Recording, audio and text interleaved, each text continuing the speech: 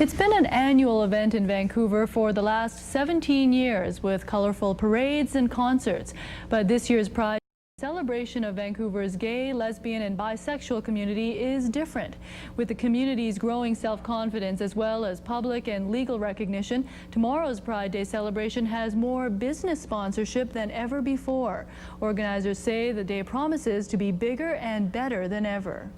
Yes, I picked up the balloons yesterday, so I've got them in the trunk and they'll be shipped over to the West End Community Centre in the morning. Rob Atkinson has organized Vancouver's Pride Day celebrations for the last 3 years out of his own apartment.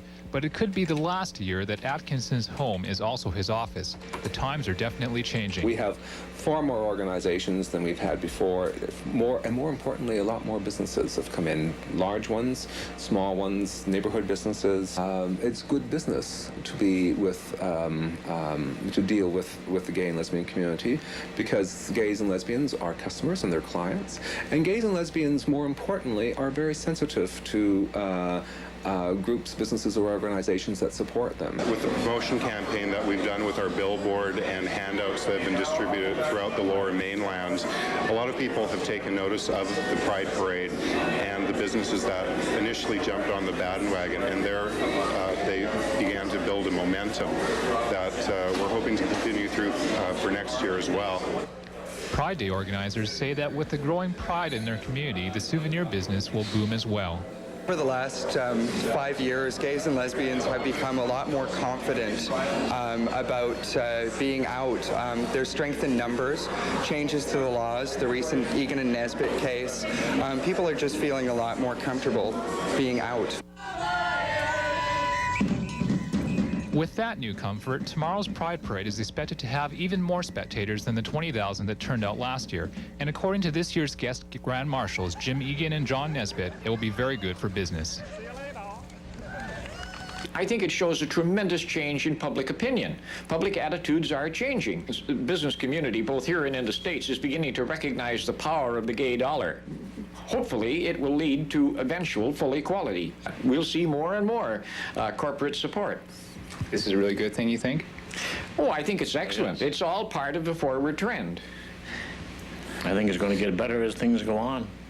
I'd like to be around in another 10 years and just see how far the gay community has gone, which I think will be a long way. Well, we'll observe it from our life support system, John. Record rainfalls mean empty streets and deserted campgrounds on the busiest long weekend of the year. But despite the wet weather, Vancouverites turn out by the thousands for the city's annual Gay Pride Parade.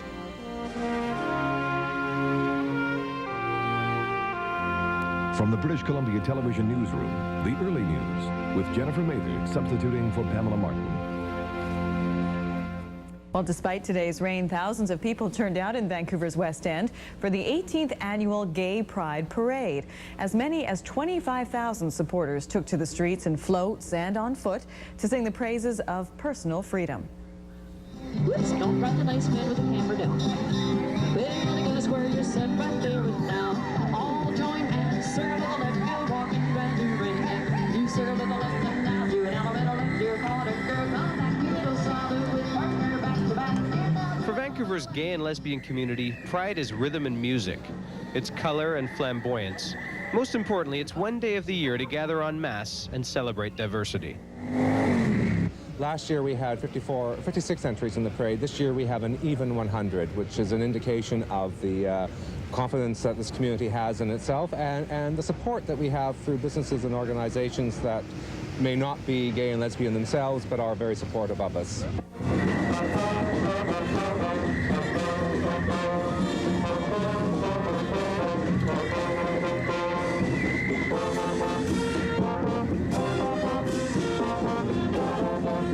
You get a lot of stereotypical, impressions of gay and lesbian people, and so, I'm just a normal, average person, and I figure if I come out here and it can be seen, then, people get an idea that it's just everyday people.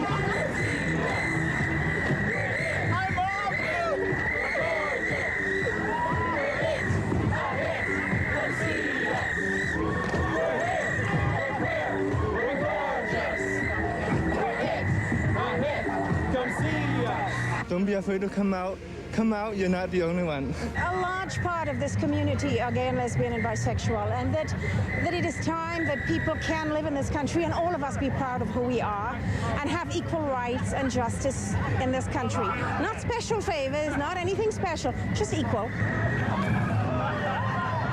The 1995 Pride Parade brought tens of thousands of celebrants together to ramble down Denman Street in full splendor, to come together in aid of equity, and in the end, to advance and enhance the movement.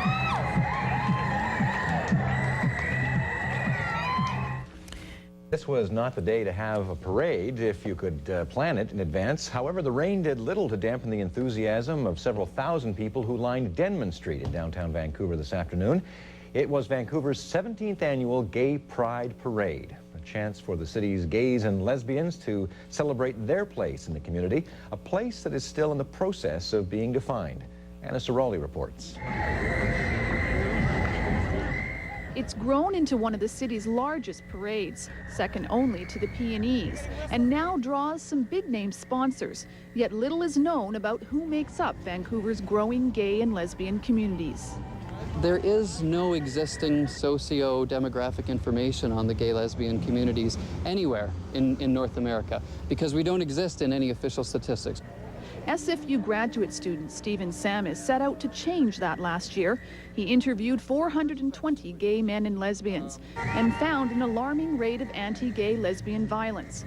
According to survey results released last week, half the respondents have been physically threatened and many live in fear.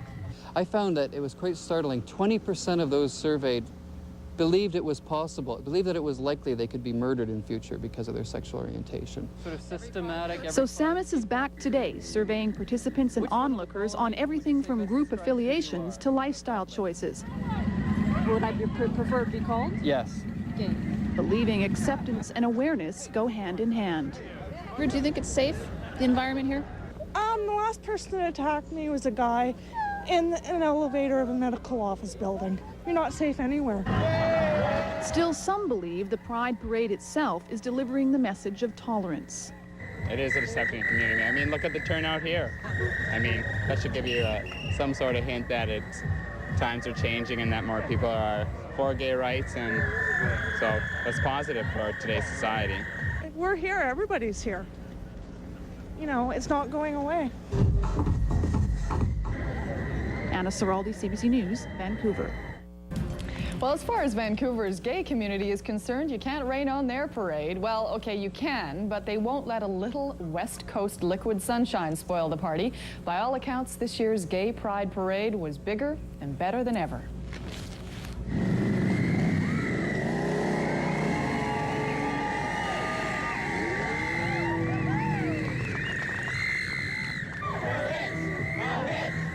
See us.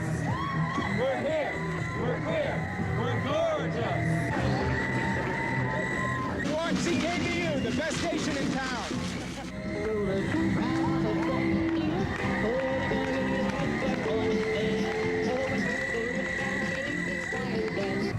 You are alive. Thank you very much.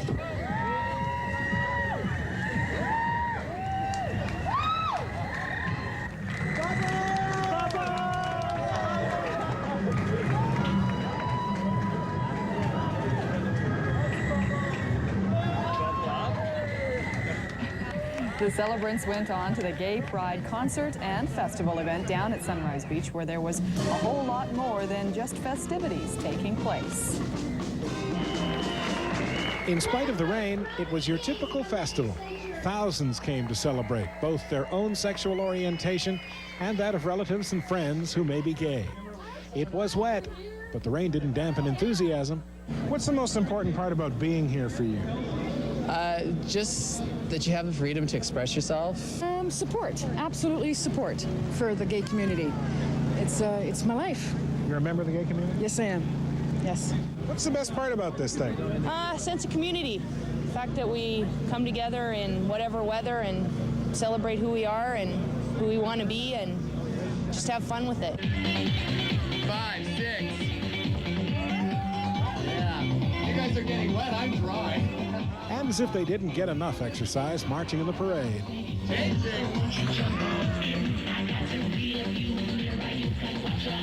The festival was also a good opportunity for the entrepreneurs to move in.